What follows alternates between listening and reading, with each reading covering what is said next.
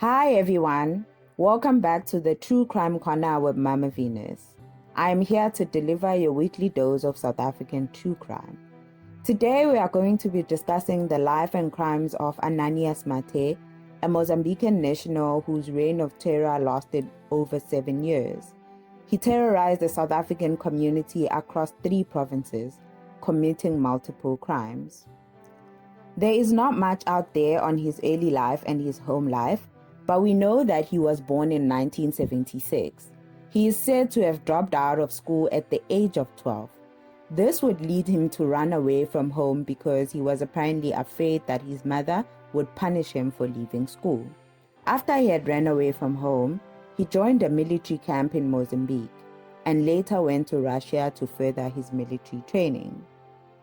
There are no detailed reports about Mathe's life after his return from Russia. However, it looks like he somehow managed to maintain a normal life, got married, and had children.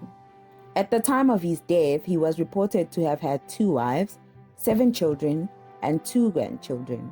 And according to his family, he was a principled man who attended church, loved his family, never took drugs, alcohol, or smoked cigarettes.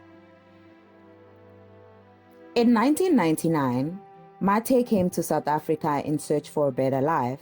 He wanted to get a job to be able to take care of his big family back in Mozambique. He settled in the township of Tembisa in Gauteng, and during his time in South Africa, he would make sure that he sent home an amount of 100 Rand every month and would visit his family once a year during Christmas time.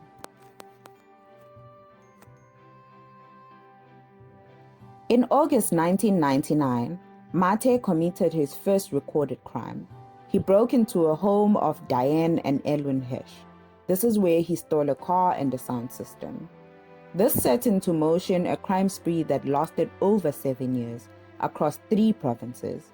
His crimes included multiple rapes, housebreaking, robbery with aggravating circumstances, attempted rape, escaping from custody, and other related violent crimes.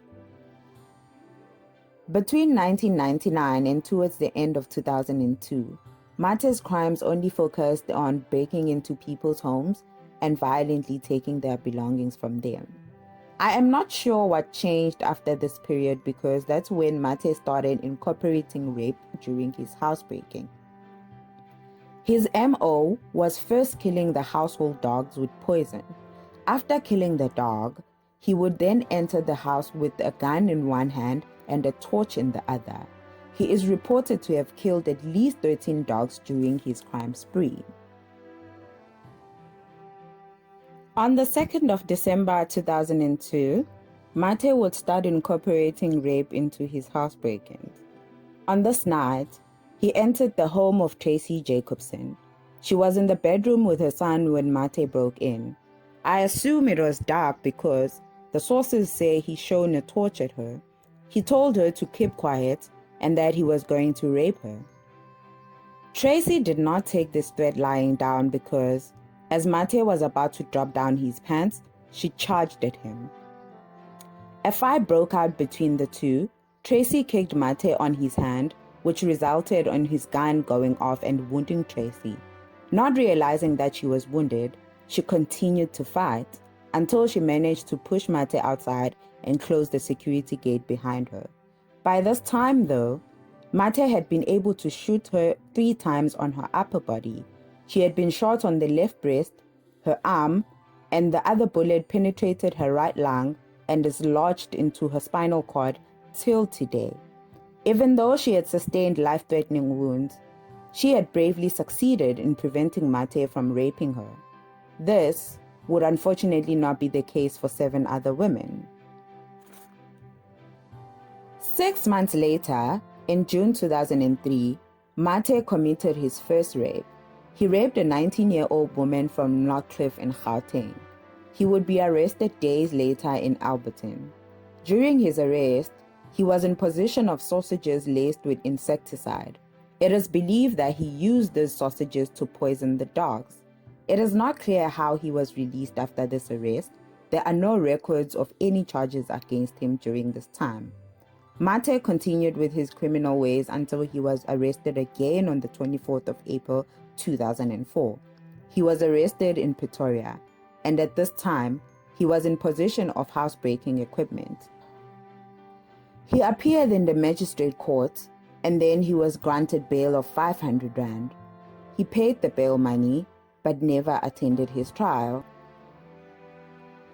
Not long after his release, he entered the household of Charles and Julia Pringle in Parktown. This is where he shot the defenseless Charles despite his pleas for Mathe to take whatever he wanted in the house. He then moved on to Parkhurst, where he would rape several women, and on the 8th of December 2004, he raped a 21-year-old woman who was a ballet dancer. The woman is reported to have been in a cottage when this incident took place. A few days later, on the 16th of December, he raped another woman in Pretoria. Mathe's luck ran out on the 31st of January 2005, when he was arrested in Kensington. There are varying sources as to what really led to his arrest. One source says that he was arrested because he had allegedly shot and injured a police officer. And another source says he was arrested by the police investigating the rape of a ballet dancer. At this time, he had just returned from his home in Mozambique, as he visited every Christmas.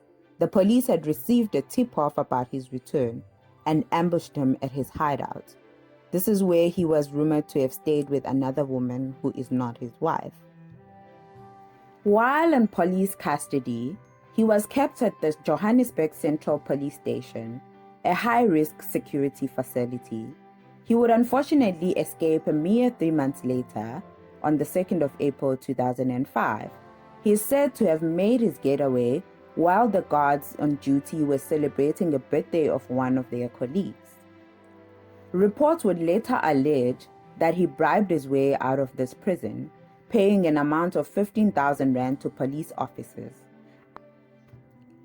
After his escape, he went back to his criminal ways. He terrorized communities throughout Gauteng, Limpopo, Northwest, and the Free State. He was arrested again in November 2005 after he had committed his last recorded crime of rape in Germiston. He is said to have forced the boyfriend of the victim to watch as he violated her. Because of his history of escaping prison, he was sent to Pretoria CMAX, a maximum security prison. 4 months later, end of April 2006, he would attempt to break out of this prison, but would not succeed. He would try again in November the same year, and he would be successful this time.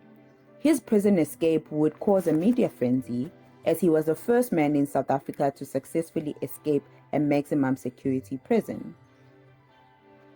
This earned him the name Houdini Man, after Harry Houdini, an American magician whose specialty was any type of escape. Mathe was apprehended 2 weeks later on the 4th of December 2006. His luck had ran out again when he stole a car that happened to have a tracking device. A private security company caught him and handed him over to the police.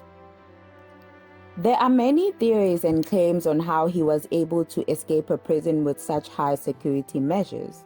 One claim is that he rubbed petroleum jelly all over his body to slip away through the bars.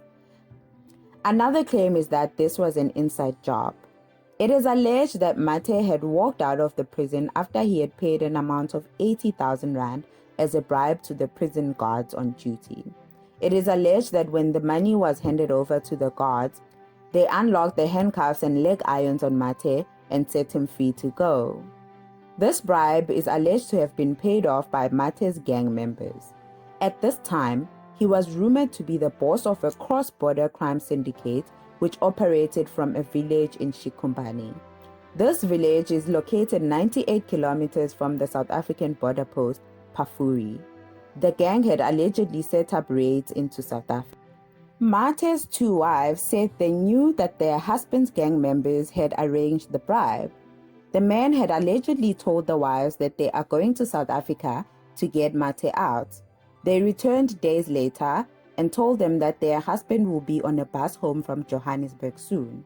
This, however, did not happen, as Mathe was unable to catch that bus. All border posts had been on the lookout for Mathe, and the police were on a massive hunt to rearrest him.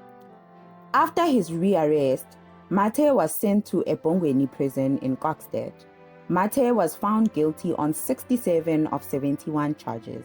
This includes rape, attempted murder, robbery and theft, and was sentenced to 54 years imprisonment with a minimum of 43 years before qualifying for parole.